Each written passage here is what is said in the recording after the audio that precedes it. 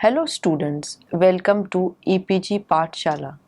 I am Garima Jain from Rajasthan Technical University Kota. Today we are going to talk on module Performance Appraisal Methods from the paper Human Resource Management. After completing this module, the students will be able to understand the methods of performance appraisal, having the knowledge of advantages and disadvantages of the various performance appraisal methods and the reasons of the failure of performance appraisal techniques. Introduction. While designing an appraisal program, numerous performance appraisal methods are used. Various methods have been devised to measure the quantity and quality of employees' job performance. Each of the methods could be effective for some purposes for some organization. The methods they have to be accepted according to the needs of the organization. Now we shall be discussing as to what are the methods of performance appraisal. Numerous methods have been designed to appraise the performance of an employee. Strauss and Sales have classified appraisal methods which are widely used into two categories, that is, traditional methods and modern methods. While traditional methods they lay emphasis on the rating of the individual's personality traits such as initiative, dependability, drive, creativity, integrity, intelligence, leadership, potential, etc. The modern methods, on the other hand, place more emphasis on the evaluation of work results, that is, job achievements, than the personal traits. Modern methods tend to be more objective and worthwhile. Here we shall be telling as to what all are the traditional methods. Yeah, which are the traditional methods? Like ranking method, paired comparison method, grading method, forced distribution method, forced choice method, checklist method, critical incidents method, graphic scale method, essay method, field review method, and the confidential report. Here we shall be telling as to what all are the modern methods of doing performance appraisal. Assessment centers, behaviorally anchored rating scales, human resource accounting method, 360-degree appraisal method, which is a very common type nowadays, and the management by objectives. Traditional methods. In that, the first is the ranking method. It is the oldest and the simplest form, systematic method of performance appraisal, in which an employee is compared with all others for the purpose of placing order of worth.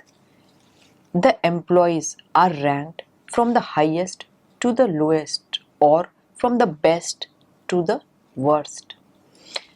In doing this, the employee is who is on the highest on the characteristic being measured and also the one who is the lowest are indicated.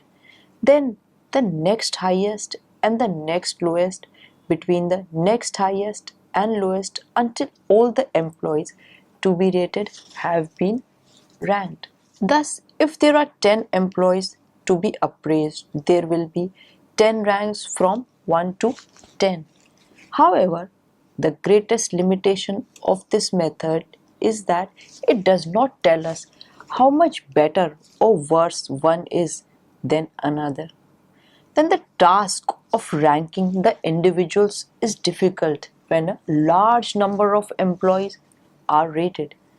It is very difficult to compare one individual with others having varying behavioral traits. To remedy these defects, the paired comparison method of performance appraisal has been evolved. The paired comparison method. In this method, as the name suggests, we have to compare. That is, each employee is compared with every other employee, one at a time. The number of times the employee is compared as better with other determines his or her final ranking. The number of possible pairs for a given number of employees is ascertained by the following formula, that is n into n minus 1 the whole divided by 2. And what the n stands for? It is the total number of employees to be evaluated. That the pairs so ascertained gives the maximum possible permutations and combinations. The number of times a worker is considered better makes his or her score. Such scores are determined for each worker and he or she is ranked according to his or her score. One disadvantage of this method is that the method can become unmanageable when large number of employees are being compared, as when the number of employees are more, it is very difficult to compare one with another. Grading method. In this method, certain categories of worth are established in advance and carefully defined. There can be three categories established for employees: outstanding, satisfactory, and unsatisfactory. There can be more than three grades. Employee performance is compared with grade definitions. The employee is then allocated to the grade that best describes his or her performance. Such type of grading is done in semester pattern of examinations and in the selection of a candidate in the public service sector. One of the major drawbacks of this method is that the rater may rate most of the employees on the higher side of their performance. The forced distribution method. Now, this is another traditional method of performance appraisal, of how to do performance appraisal. This method was evolved to eliminate the central tendency of rating most of the employees at a higher end or the lower end of the scale. Employees are placed between two extremes of good and bad job performances. The method assumes that employees' performance level conforms to a normal distribution, that is 10, 20, 40, or 20 and 10%. 10% are placed at the top level and are given outstanding merit. 20% are given good rating, 40% satisfactory or average, and 20% fair and 10% unsatisfactory. This type of method is useful for rating a larger number of employees. That when the number of employees are too much, we can use this kind of method. This method tends to eliminate or reduce bias. It is also highly simple to understand and easy to apply in appraising the performance of employees in organizations. So the major weakness of this method lies in the assumption that the employee performance levels always conform to a normal distribution. Now there is a graph of normal distribution pattern of forced distribution method. In this, we can see that 10% have been given poor, 20% below average, then 40% performance is rating average, then again 20% is good and 10% is excellent. Now we shall be discussing about the next method, that is the forced choice method. In this method, the rater is given a series of statements about an employee. These statements are arranged in blocks of two or more, and the rater indicates which statement is most or least descriptive of the employee. A pair of positive statements and a pair of negative statements are there. In the pair of positive statements, there it gives good and clear instructions to the subordinates. Then it can be depended upon to complete any job assigned. In case of negative statements, can make promises beyond his limit to keep these, and it inclines to favor some employees. Each statement carries a score or weight. which is not made known to the rater. The human resource section does rating for all sets of statements, both positive and negative. The final rating is done on the basis of all sets of statements. Thus, employee rating in this manner makes the method more objective. In this method, the rater is forced to select statements which are ready-made. So we can see in this method that, as the name indicates, there is a choice that is forced. That is, the rater is forced to select statements which are prepared beforehand. And so one can say that this is a very big disadvantage of this method. Checklist method. The basic purpose of utilizing checklist method is to ease the evaluation burden upon the rater. In this method, a series of statements, that is, questions with their answers in yes or no, are prepared by the human resource department. The checklist is then presented to the rater to tick appropriate answers relevant to the rating. These questions are concerned with the employee behavior. Each question carries a weightage in relation to their importance. In this checklist method, when the checklist is completed, it is sent to the HR department to prepare the final scores for all ratees based on all questions. From a cost point of view, this method may be inefficient, particularly if there are a number of job categories in the organization, because a separate checklist of questions must be prepared for each category of job. It will involve a lot of money, time, and efforts.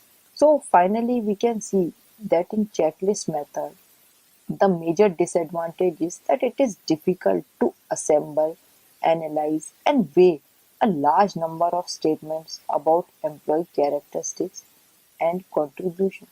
So it is not much in use these days. Critical incidents method. This method, it has gained a lot of interest these days. In this method, the rater focuses his or her attention on those key or critical behaviors that make the difference between performing a job in a noteworthy manner, effectively or ineffectively. There are three steps involved in appraising employees using this method. First, a list of noteworthy, good or bad, on the job behavior of specific incidents is prepared. Second, a group of experts then assigns weightage or score to these incidents, depending upon their degree of desirability to perform a job. Third, finally, a checklist indicating incidents that describe workers as good or bad is constructed. Then, the checklist is given to the rater for evaluating the workers. The basic idea behind this rating is to appraise the workers who can perform their jobs effectively in critical situations. This is so because most people work alike in normal situations.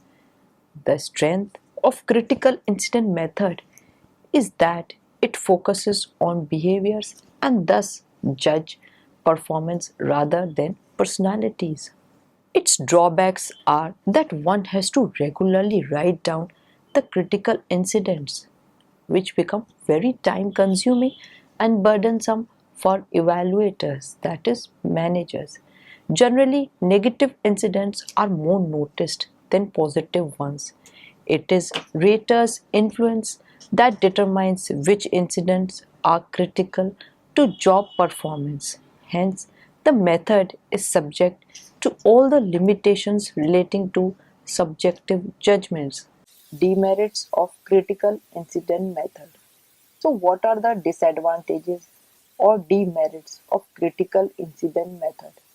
Its major drawbacks are that one has to regularly write down the critical incidents, which become time consuming and burdensome for evaluators, that is the managers. Generally, negative incidents are more noticed than positive ones. It is rater's inference that determines which incidents are critical to job performance. Hence, the method is subject to all the limitations relating to subjective judgments. The graphic rating scale method. The graphic rating scale is one of the most popular and simplest techniques for appraising performance. It is also known as linear rating scale. In this method, the printed appraisal form is used to appraise each employee. The form lists traits like quality, reliability, and a range of job performance characteristics from unsatisfactory to outstanding. For each trait, the rating is done on the basis of points on the continuum. The common practice is to follow the 5 points scale. In the graphic rating scale method, the rater rates each appraisee by checking the score that best describes his or her performance for each trait, and all assigned values for the traits are then totaled. This method is good for measuring various job behaviors of an employee. However, it is also subjected to rater's bias while rating employees' behavior at job. Occurrence of ambiguity in designing the graphic scale results in bias in appraising the employee's performance. Till now, what we have discussed, we can see in this particular slide, that is, in the graphic rating scale, how the 5 points are used. First, we can see that the quantity of work, that is, the volume of work under normal working conditions. Then we can give ratings in unsatisfactory or fair or satisfactory or good or outstanding, as you all can see. Next is the quality of work, neatness, thoroughness, and accuracy of work, knowledge of job. For this, we can rate the particular employee. Third is the knowledge, that how much knowledge he is having, how much he is aware. A clear understanding of the factors connected with the job. Again, for this, you can rate them on the 5 point scale. Then comes the attitude, that what attitude he is having, his enthusiasm and cooperativeness on the job. After that comes the dependability, that is consciousness, thorough, reliable, accurate with respect to attendance, reliefs, lunch breaks, etc. In this again one can give the 5 point rating scale, as we can see, that is unsatisfactory, fair, satisfactory, good or outstanding. In the last point we can see the cooperation, how much he is cooperating, that is the willingness and ability to work with others to produce desired goals. In the same way we can rate on this. So this is a good method of rating or doing performance appraisal. The essay method. Essay method is the simplest one among various appraisal methods available. As you can see from the very name, that one has to write down a narrative description on an employee's strengths, weaknesses, past performance, potential, and suggestions for improvement. Most of us must have written essays in our lifetime when one was a student. So, in this case, also one has to write down a narrative description or a description of the employee's weaknesses and strengths. Its positive point or good point is that it is very simple in use. It does not require any complex formats, any other techniques, any extensive specific training to complete it. Further continuing with essay method. However, essay method, like other methods, is not free from drawbacks. We have seen previously also that each and every method has got its own advantages and disadvantages. So in this also, in the absence of any prescribed structure, the essays are likely to vary widely in terms of length and content. And of course, the quality of appraisal depends more upon rater's writing skill than the employee's actual level of performance. In this, we shall be telling you about what is the field review method. This is an appraisal by someone outside the rater's own department, usually someone from the corporate office or the HR department. The outsider reviews employees' records and holds interviews with the appraisee and his or her superior. This method is useful when comparable information is needed from employees in different units or locations. Now, what are the confidential reports? This is a very traditional method of appraising employees, mainly in the government departments. Most of us must have heard about it, CR, as we say it. In this, evaluation is made by the immediate boss or supervisor for giving effect to promotion and transfer. Usually, a structured format is devised to collect information on employees' strength, weakness, intelligence, attitude, character, attendance, discipline, etc.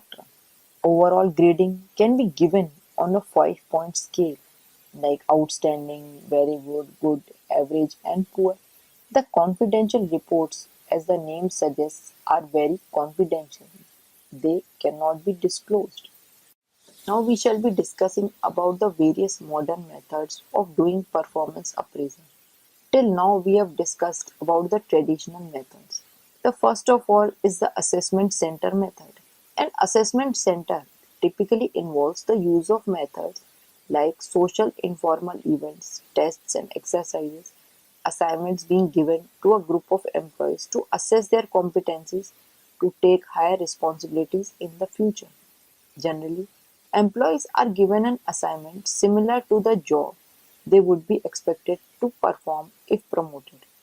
The trained evaluators observe and evaluate employees as they perform the assigned jobs and are evaluated on job-related characteristics.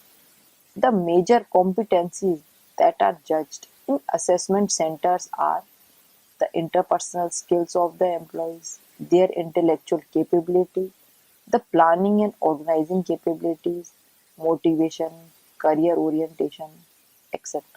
Assessment centers are also an effective way to determine the training and development needed of the targeted employees. The behaviorally anchored rating scales bars method, as it is quite known and quite popular these days.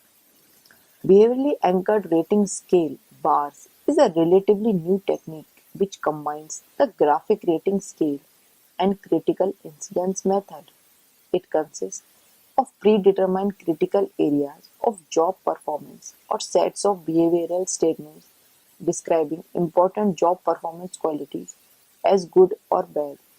For example, the qualities like interpersonal relationships, adaptability, reliability, job knowledge, etc. These statements are developed from critical incidents.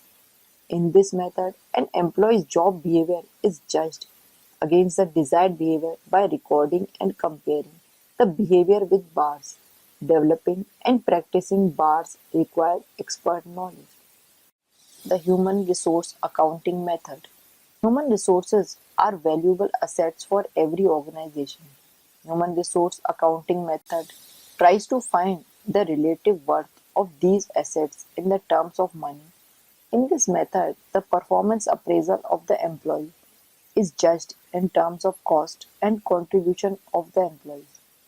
The cost of employees include all the expenses incurred on them like their compensation, recruitment and selection costs, induction and training costs, whereas their contribution includes the total value added, that is in monetary terms.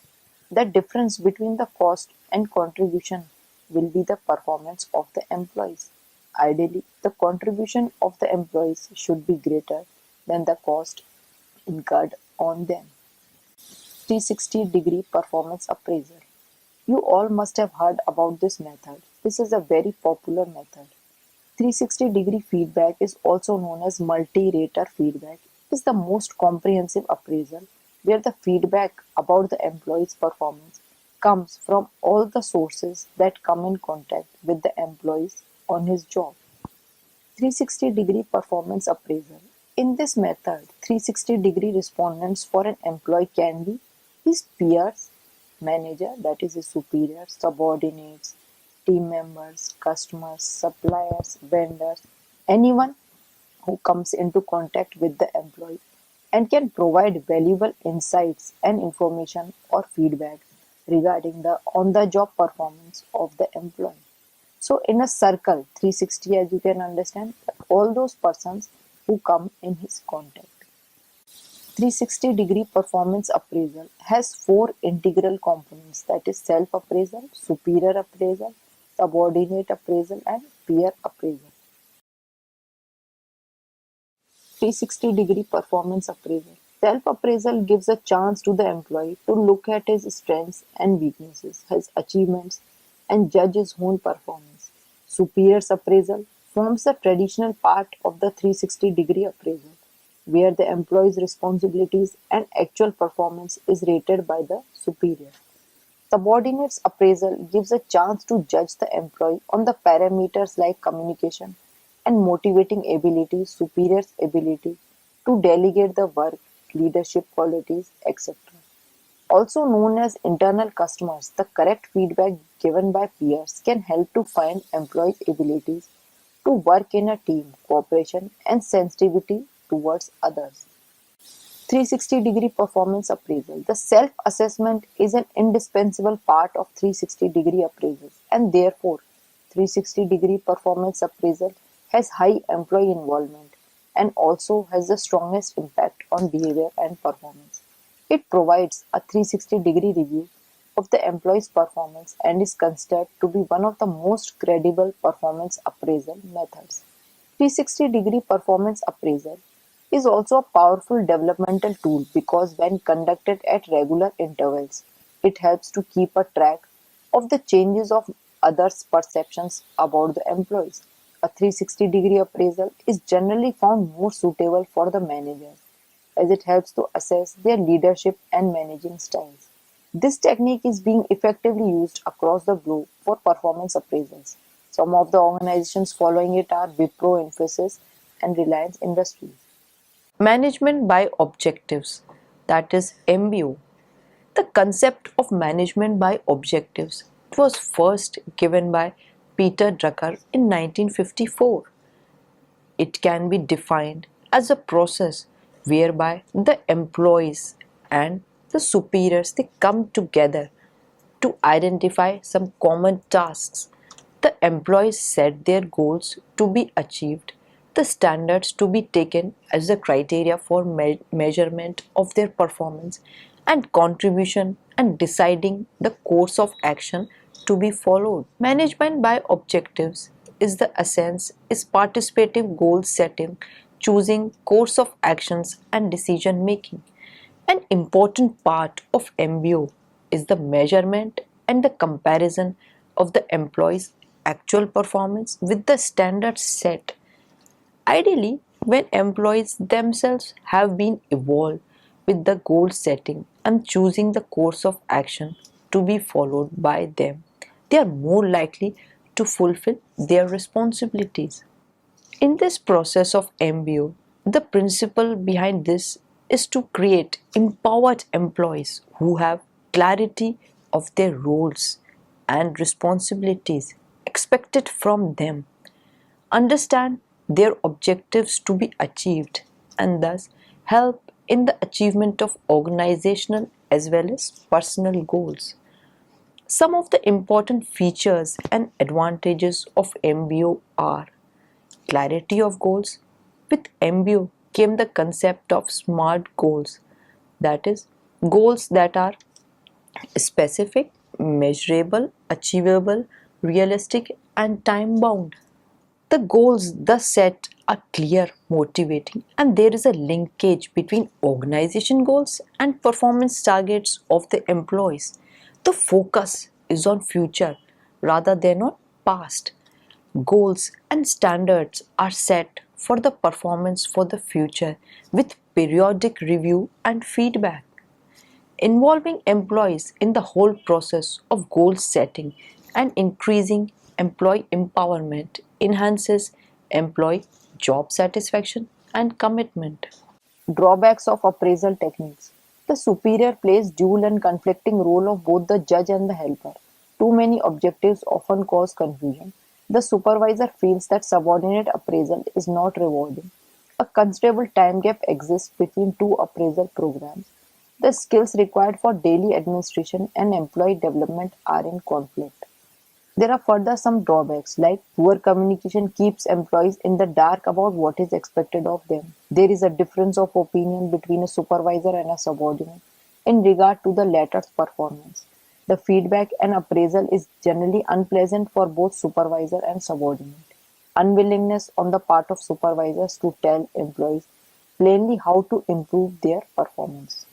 So students, let us now summarize what we have learned in this module. Performance appraisal refers to the assessment of an employee's actual performance, behavior on job, and his or her potential for future performance. Numerous methods have been designed to appraise the performance of the employee. As we have already seen in the module, then some of the traditional methods and some are modern methods of appraisal.